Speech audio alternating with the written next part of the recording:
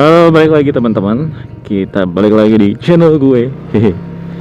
Dan ini hari Minggu, Minggu yang sangat-sangat cerah.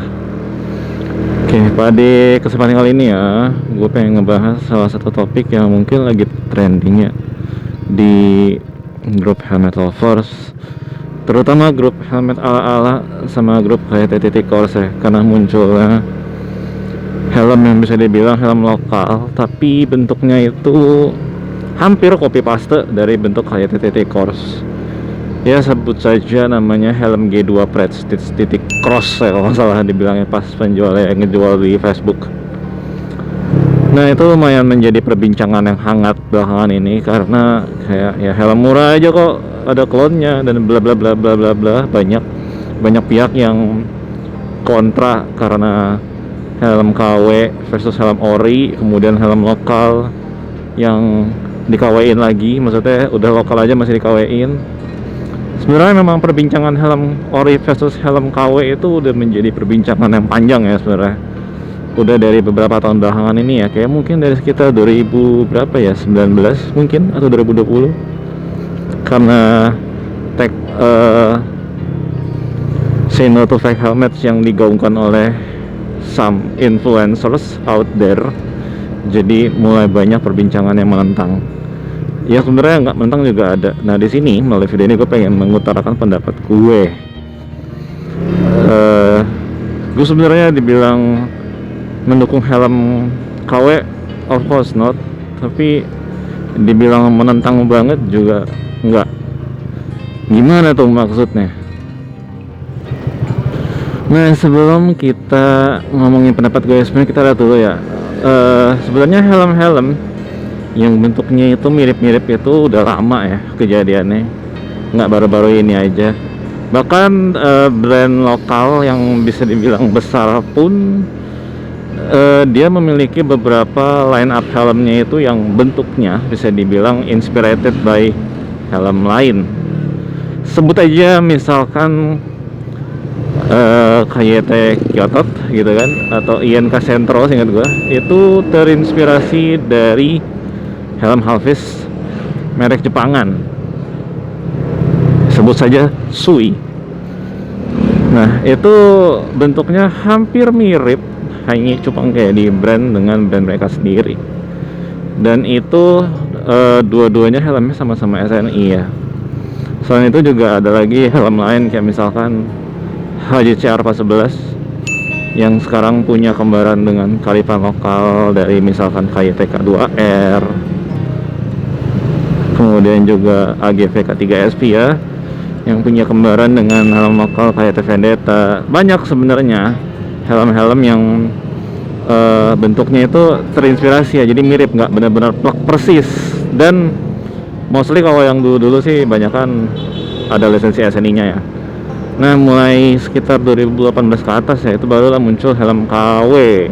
Helm KW di sini dalam artian bentuknya mostly benar-benar mirip sama helm yang ditiru. Kemudian juga terkadang dia memakai logo atau brandnya dari si helm yang di KW-in, atau enggak biasanya usernya ya yang nempelin sendiri.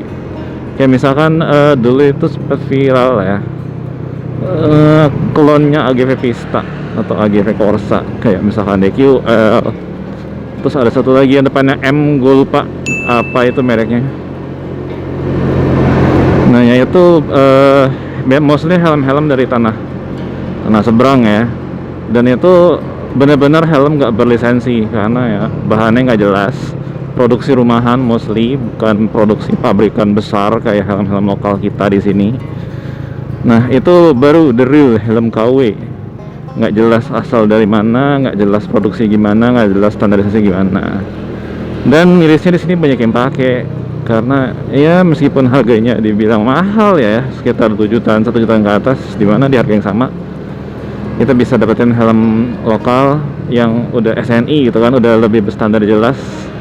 Cuman ya bentuknya lagi-lagi di sini yang bermain adalah gengsi. Bentuknya mungkin nggak sebagus helm impor atau helm KW impor, Cuma ya gitu, di sini gue menekankan bahwa sebenarnya fenomena ini udah lama kejadiannya. Nah, cuma di sini kita back to topic nih. Mirisnya adalah di sini banyak dari teman-teman yang terlalu menentang keras yang namanya user dari helm KW atau helm kopi. Padahal sebenarnya ya, dibandingkan kita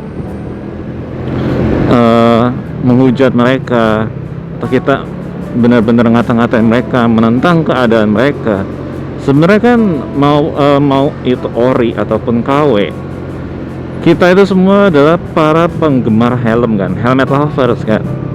Sebenarnya ada cara lebih baik sih menurut gue yang bisa kita lakuin untuk mengedukasi kalau helm KW itu nggak baik.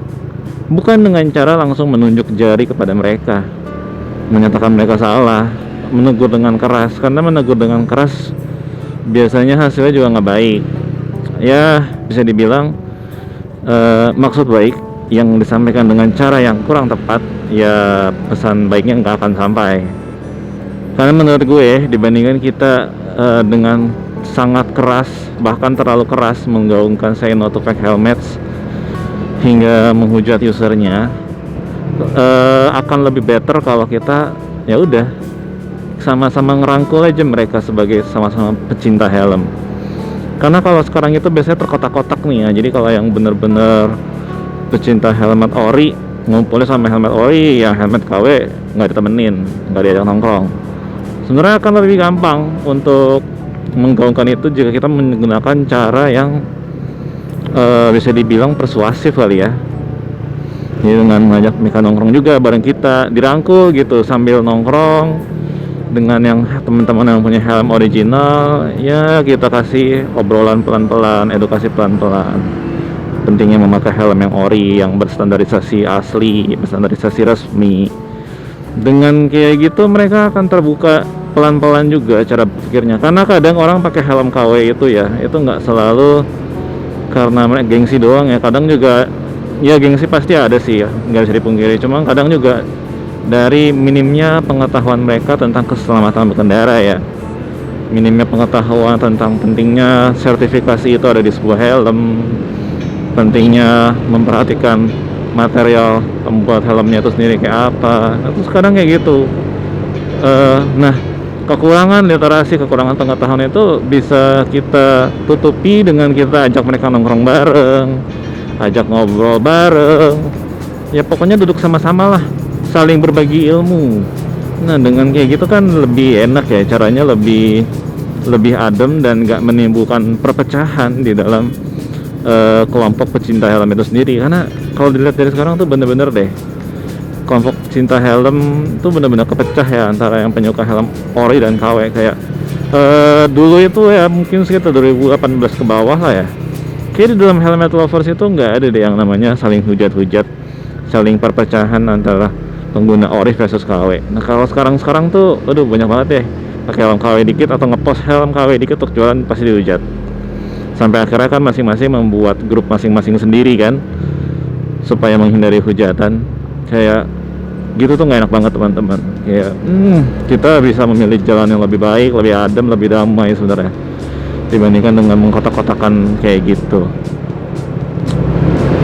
Ya intinya kalau gue sih lebih pilih ke ngambil titik tengah-tengah yang enak ya, dibandingin kita menyudutkan salah satu pihak.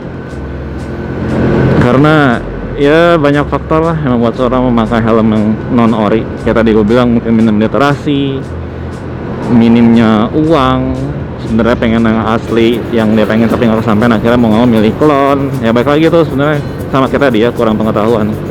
Karena sebenarnya yang ori namun nggak harus impor pun juga banyak banget yang bagus, nggak, jadi nggak harus mengutamakan gengsi. Ya begitulah, banyak faktor, makanya kita nggak bisa asal ngejudge orang, nggak bisa asal ngehujat orang. Kayak ya we must be better lah. Karena gue merindukan sih suasana ademnya helmet lovers zaman 2016 ke bawah ya, 2017 ke bawah lah. Tuh awal-awal masa gue main helm pertama kali tuh tuh bener-bener adem banget. Ada yang nanya apa, beneran ada yang sharing dan dalam grup. Belum ada tuh yang namanya hujatan-hujatan. Kayak ya ayolah kita sama-sama mencoba untuk kembali ke masa-masa itu, dan semoga bisa ya.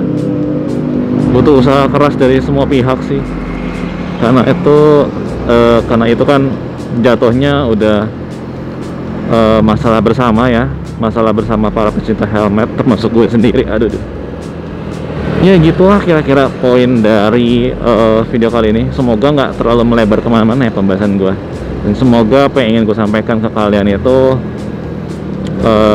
tersampaikan dengan baik. Kalau enggak ya mohon maaf. Mungkin obrolan gue terlalu bertele-tele. Dan ya udah, itu aja video kali ini bahasannya. Thank you ya teman-teman yang sudah menyimak video ini sampai habis. Dan seperti biasa, jaga kesehatan kalian, karena pandemi COVID-19 ini kelihatannya belum kelar ya. Meskipun PPKM juga udah ditiadakan, tapi ya masih aja adalah pasien-pasien COVID.